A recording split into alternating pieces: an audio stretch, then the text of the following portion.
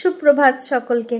এত অন্ধকার দেখে ভাবছো নিশ্চয়ই যে আমি সুপ্রভাত কেন বললাম। হ্যাঁ, এটা হচ্ছে ভোর 4:30, তাই জন্যই সুপ্রভাত বললাম। উঠেছি, বান্ধবীর হলদি সেরিমনি আছে আর আমি হচ্ছি তার মেকআপ আর্টিস্ট, তাও আবার বন্ধু একদম ছোট্টবেলার। তাই ভাবলাম একদম ভোরে ফুলেদের একবার দেখিয়ে শুরু করি। ব্যাস হয়ে গেছে, ফ্রেশ হয়ে নিই। তারপর আমি সমস্ত কিছু মেকআপগুলো সাজিয়ে নিলাম। আমার এইভাবে সাজিয়ে রেখে কাজ করতে সুবিধা হয়। তার মধ্যেই বান্ধবী চলে এসেছে। ও এসেছিল 5:15 এরকম। একদম স্নান করে রেডি। আমি ওকে শাড়ি পরিয়ে নিলাম। ওর লুক কেমন চাই জানতে চাইলাম। এই যে ও একটা সিম্পল সোবার হলদি লুক চেয়েছিল, একদম যাতে ওকে মানে বেশি খুব উগ্র না লাগে, কারণ ও এমনিই সাজে কম। তো চলো ফাইনাল লুকটা দেখে নিই। এই যে আমার বান্ধবীর ফাইনাল লুক। ওপরে যে সানফ্লাওয়ারের চকারটা, ওটা আমার হাতেই বানানো। ওর ইচ্ছে ছিল আমার একটা বানানো চকার পরবে। আর দেখো ও খুব সিম্পল সেজেছে। এবার আমিও রেডি হয়ে গেলাম ওর গায়ে হলুদ অনুষ্ঠানে। বললাম একদম ছোটোবেলার বান্ধবী, একদম পাড়াতেই বাড়ি, তাই আমিও একটু গেলাম।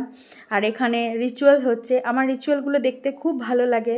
একটু ক্লিপও নিলাম, কারণ এই রিচুয়ালগুলোর ক্লিপ না থাকলে বিয়েবাড়ি বলে মনেই হয় না। এদিকে আমার আরও 2 ছোটোবেলার বান্ধবী এসেছিলো, বান্ধবীর মেয়ে আর মাও বসে আছে। ওই যে দূরে বান্ধবী গল্প করছে। আর গায়ে হলুদের ব্যাকগ্রাউন্ডটাও কি সুন্দর না? আমার তো ভীষণ ভালো লেগেছে। এই যে আমার এক বান্ধবী, আর আমরা বসে বসে গল্প করছিলাম। অনেক দিন পর এই বিয়ে বাড়িগুলোতেই বিবাহিত বান্ধবীদের সাথে দেখা হয়। এখানে ওর পিসি মামিরা সবাই হলুদ লাগাচ্ছে, মা বসে আছে ওখানে। আর বান্ধবীকে তো আমার স্পেশালি ভীষণ মিষ্টি লাগছিল। মানে ও সাজে না তো, আর একদম সিম্পল একটা লুক নিয়েছে, তাতেই মনে হচ্ছে ওকে এত সুন্দর লাগছে। ওখানে সেরে আবার তার পাশের বাড়িতেই আমার এক দাদার বিয়ে ছিল, তো আমাকে নেমন্ত্রণ করেছিল, আমি সেখানেও গেছিলাম। তো এই যে এখানেও দাদার গায়ে হলুদ হচ্ছে। তারপর বাড়ি ফিরে স্নান টান সেরে একদম রেডি হয়ে নিলাম। একটু রেডি হব না, বান্ধবীর বিয়ে বলে কথা। আমিও হলুদ শাড়ি পরেছিলাম। তারপর বান্ধবীকে রেডি করলাম আবার।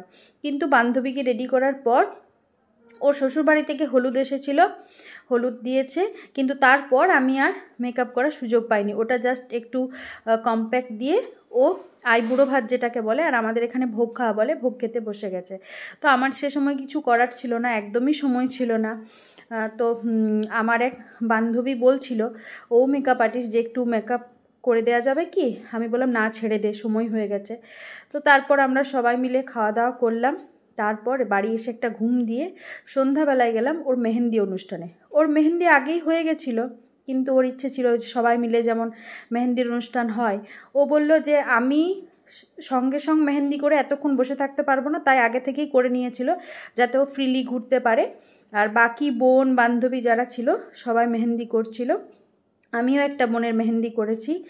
আর এই যে এইখানে আমি একটা গাউন পরে এসেছিলাম, আর বান্ধবীও রয়েছে পাশে। এই যে বান্ধবীর হাতের মেহেন্দিগুলো দ্বারাও দেখায় কি যে সুন্দর লাগছিল। এই যে ভীষণ ফুটেছিল মেহেন্দিগুলো, আর ও ভীষণ স্যাটিসফাইড। এই জন্যই আমার এত খুশি লাগছিল যে যার বিয়ে সে যদি স্যাটিসফাইড না হয়, এর থেকে বড় দুঃখের মানে বিষয় আর কিছু নয়। কিন্তু ও ভীষণ খুশি হয়েছিল। আর আমি ওর বোনের হাতে মেহেন্দি করে দিয়েছি। এই যে কি সুন্দর লাগছে না?